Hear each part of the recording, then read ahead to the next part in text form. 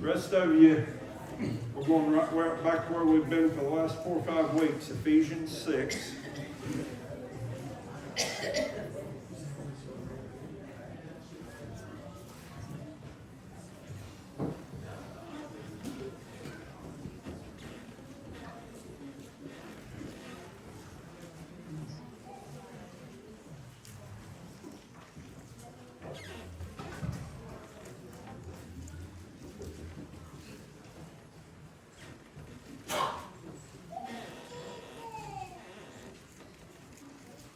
We're continuing on in this series about exposing the end times enemy. We've been in the armor of God here.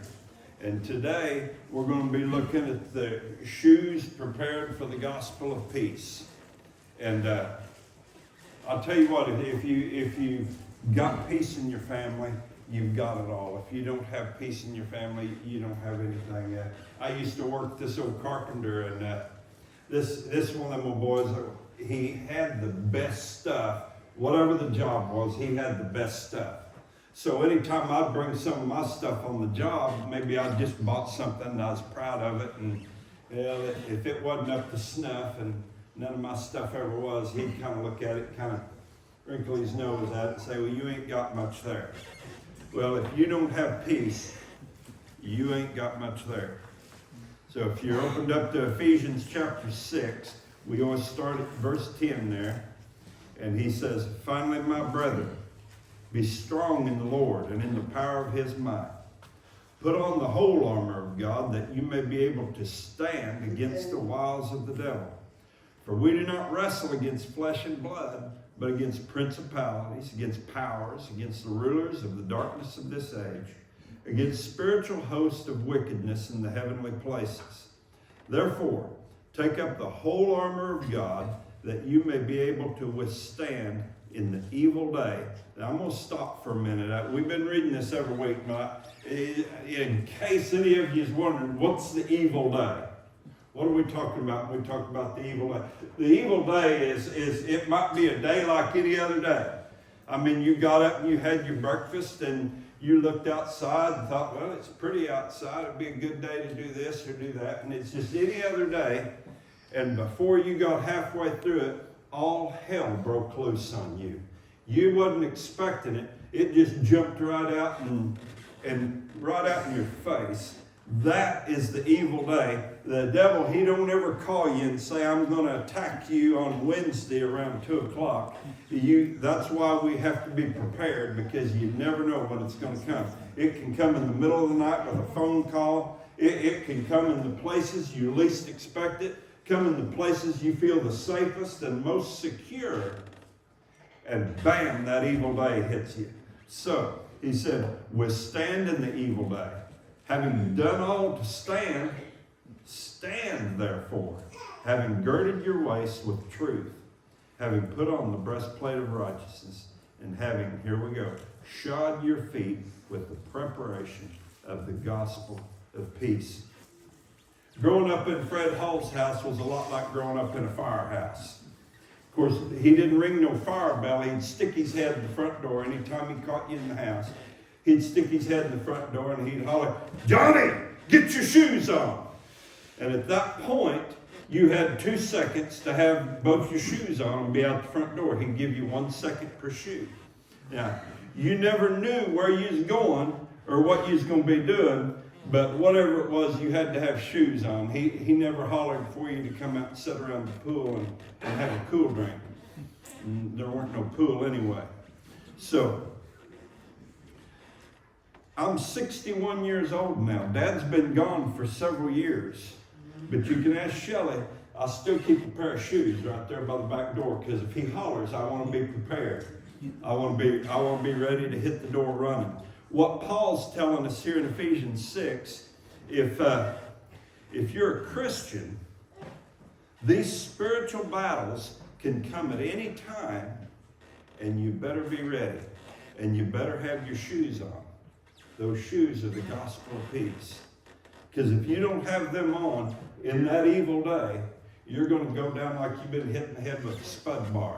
You will not stand, like Paul told us. So one thing I was always getting called out for was I was always having to go catch and help harness the workhorse. We was truck patch farmers, so we used workhorses, and it didn't take but one time with them big workhorses getting your bare feet stepped on. You learned that it was pretty important to have shoes on. It hurt. Even if you did have shoes on, it hurt, didn't it, Margie? But at least if you had your shoes on, you might get to keep your toenails. Now, when you have your feet shod with the gospel of the preparation of peace, you still get attacked spiritually, and it's still rough. But if you got them shoes on, you get to keep your peace. Up to this point in this series, we've learned that, well, we learned in verse 12 that we ain't fighting people. We ain't fighting flesh and blood. That's the big mistake we make anymore. We get attacked by get involved in these spiritual battles, and the first thing we do is look around and attack somebody. This ain't an attack of flesh and blood. This is the invisible enemy. So we learned that in verse 12. So old Slick, he's a master at this battle. There ain't nobody better at it. And he's got a lot of wins under his belt. So first, we learned we have to put on the belt of truth. You remember that? That's about 3 weeks ago. First, we put on the belt of truth there in verse 14, because the first punch he's going to throw at you is lies. He'll lie to you and lie about you. So the first thing we got to do is put on that belt of truth. And in order to know the truth, we have to be willing to hear God's word. In order to know the truth, we have to be willing to hear God's word. Hold your place there in Ephesians and turn back to John chapter 8 real quick.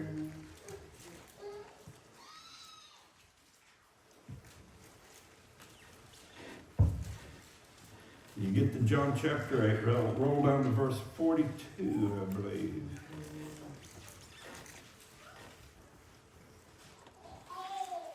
Now go to verse 43. John 8:43, Jesus says, "Why do you not understand my speech? Because you are not able to listen to my word. You are of your father, the devil, and the desires of your father you want to do. He was a murderer from the beginning and does not stand in the truth, because there is no truth in him. When he speaks a lie, he speaks from his own resources, for he is a liar and the father of it. But because I tell the truth, you do not believe me. Which of you convicts me of sin? And if I tell the truth, why do you not believe me? He who is of God hears God's words, and therefore you do not hear, because you are not of God." In order to know the truth, we have to be willing to hear God's words. We're going to come back to that here after a little bit in the end. Next, we learn that we also have to put on the breastplate of righteousness. Was that last week? I think so. Remember that breastplate of righteousness, that's what protects our credibility and our character. When old Slick, once he's attacked you with lies, the next thing he wants to do is destroy your character, and in so doing that, he'll destroy all your credibility. Now, in Ephesians 6, if you've turned back there, our third item is these shoes of peace. Now, what's the one thing Paul tells us here in chapter 6 that we have to do over and over and over and over? He says we got to stand. We got to be able to stand. He says in verse 11, he says to stand against the wiles of the devil. In verse 13, he says that you may withstand the evil day, and having done all to stand, stand. Over and over, he tells us to stand. First, he hit you with the lies. He lied to you and lied about you. Second, he wants to tempt you to abandon your character and your credibility. So now, if you're still standing at this point, he's going to come after your peace. Your peace is your contentment. If your peace of mind, now hear me now, this is important. If your peace of mind is rooted in your own pride, position, or popularity, he's going to get you. Because you won't stand. if it's rooted in those things. If your contentment, if your peace is rooted in your pride, your position, or your popularity, you won't be able to stand. He's going to take you out. You're either going to go off the rails and lose it like some maniac. Remember the hot-tempered kid in school? I wonder if any of y'all was the hot-tempered kid in school. Every school had one. That's the kid, people would pick at him a little bit, and he'd just go wild. I mean, come out swinging and crying. And maybe that was just in my school, but it was a lot of fun at that time. You'll either come out like that and go off the rails, or you'll retreat and you'll be full of bitterness and anger. Pride, position, and popularity is a false contentment, because you'll only have peace as long as you're at the top of the hill. Old Slick, he takes Christians and he tacks up their hides on his smokehouse wall with using just this here every time. And this is where he gets them. If you've been holding on to a little stubborn pride, he'll sniff that out like a shepherd dog at an airport. He will find it every time. If you're holding on to a little bit of that stubborn pride, you say, yeah, I gave my life to Jesus, but I'm holding on to this right here. He will find it, and he'll use it against you, and he'll have you. Remember, you're following Jesus. He ain't following you. And if you're following Jesus, you ain't going to follow him with all that pride. So, when you stand behind him and you don't get out in front, that's when you can stand. That's when you're going to dig those gospel cleats in real tight, and you won't be moved. How's the old song go? I will not be moved, because you got them cleats dug in. Now when they tell the lies to you and tell the lies about you, you're following Jesus, you're standing behind him. You can kind of tap him on the shoulder and say, Lord, did you hear that? He'll say, yeah, I heard it. I told you they'd say things like that. They said a whole lot worse about me. You just stay calm and stand. When he comes after your character and your credibility, and you say, Lord, he's getting to me. Lord, he's getting to me. He says, yeah, I know it. I told you they'd do that. He did it to me in Matthew chapter 4, right after I come off a 40-day fast. He came after me and tempted me with all that same stuff. Just stay behind me and stand.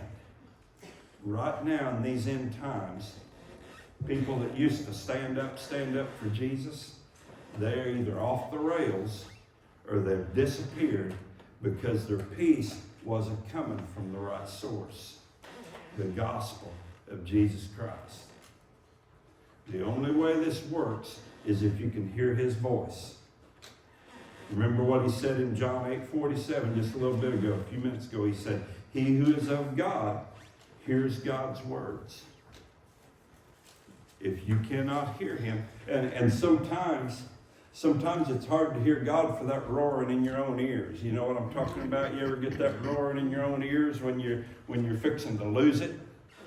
I was working a young bird dog the other day, and I'll just say this. Quail's mighty expensive to watch some bird dog chasing them like a beagle dog out of sight, barking. So when I start getting that roaring in my ears, JJ, you know what it's time to do? It's time to put that dog in the box and go back to the house. This wasn't, my peace was gone. It's hard to hear God when you got that roaring and when you're losing it, when you got that roaring in your ears. Now, boy, we're making good time. Everybody's going to eat early. Go back to John chapter 10 where the kids was.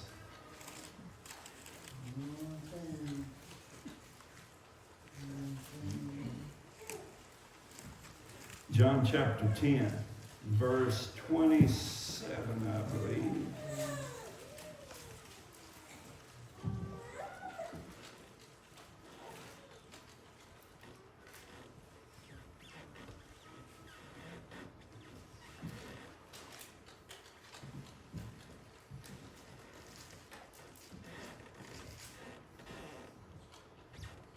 All right.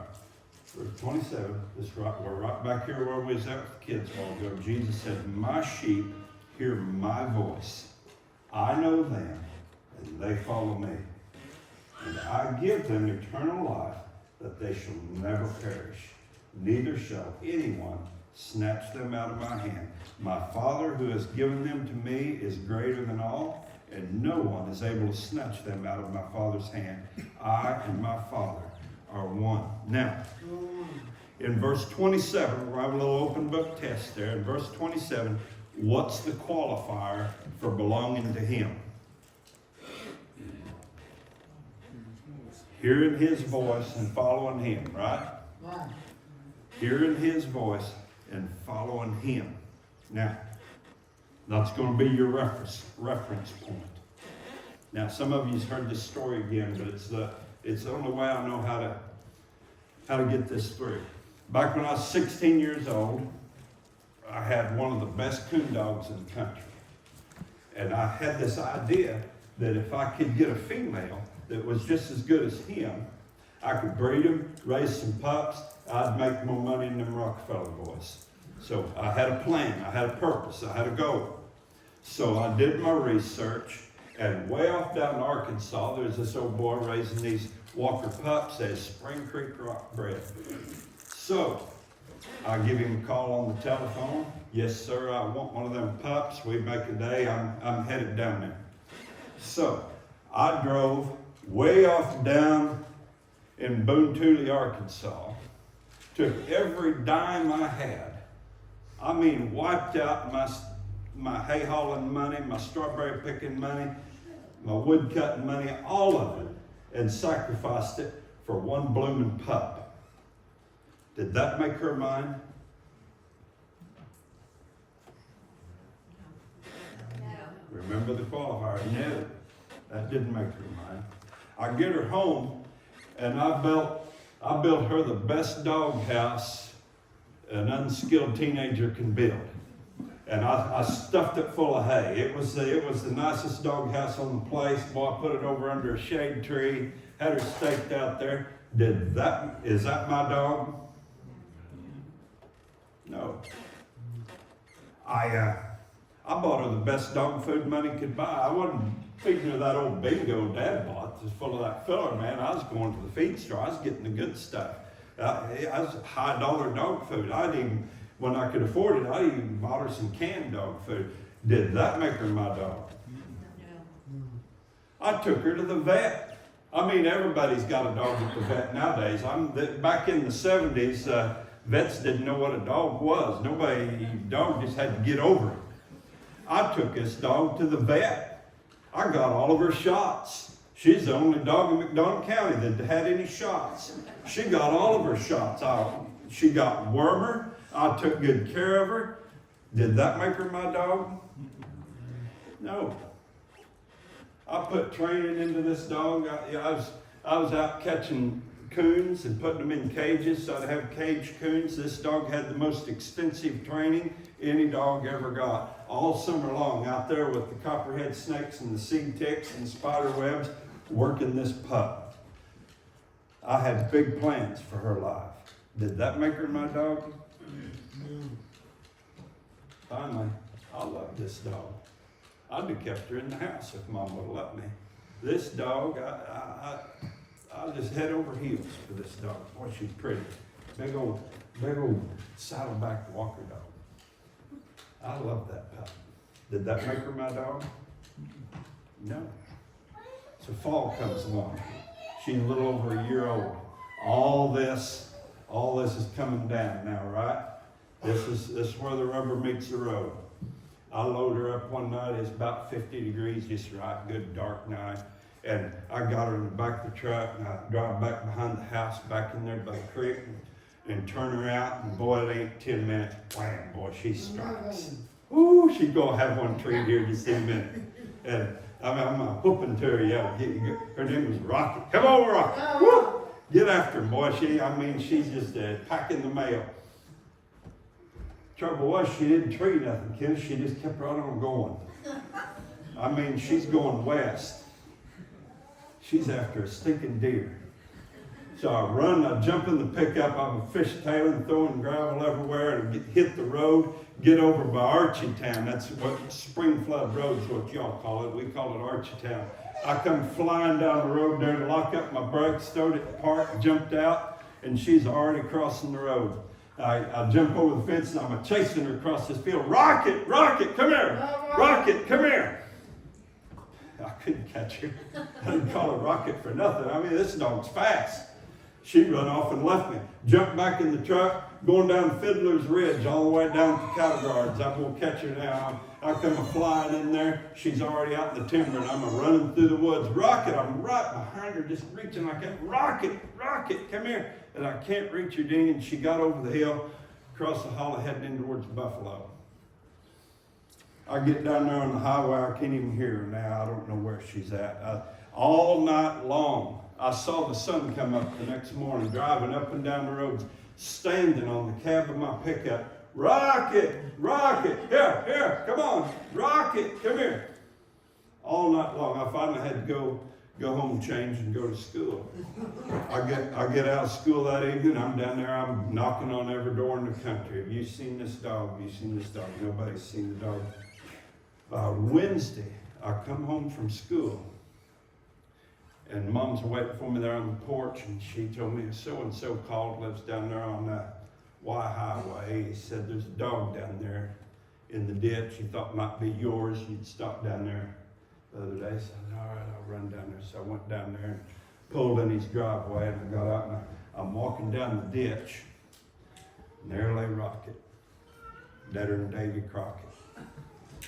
So I walk up to her and I look at her there, and I reach down, I slip that collar off her neck and put it in my pocket, and I'm walking back to the truck, and this old boy, he's out in the yard, and he said, was that your dog?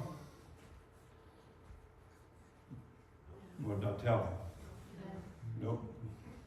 If she'd been my dog, she'd heard my voice and she'd followed me.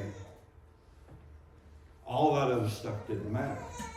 If this is your reference point, all that didn't matter.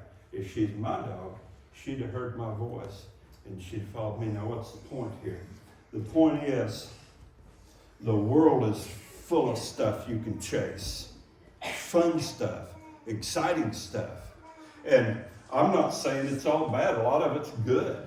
I mean, God put quail and pheasant birds in the field just for me. And I appreciate it. And I'm going to kill all of them I get an opportunity to kill. There's a lot of things y'all can chase. But if you can hear his voice and he's calling you, you better get off that and go follow him. Making sense? If you can hear his voice, it don't matter good or bad. If you can hear his voice and he's calling you, come follow me, you better let it go and come follow him. That's when you know you're his. That's when you're his sheep.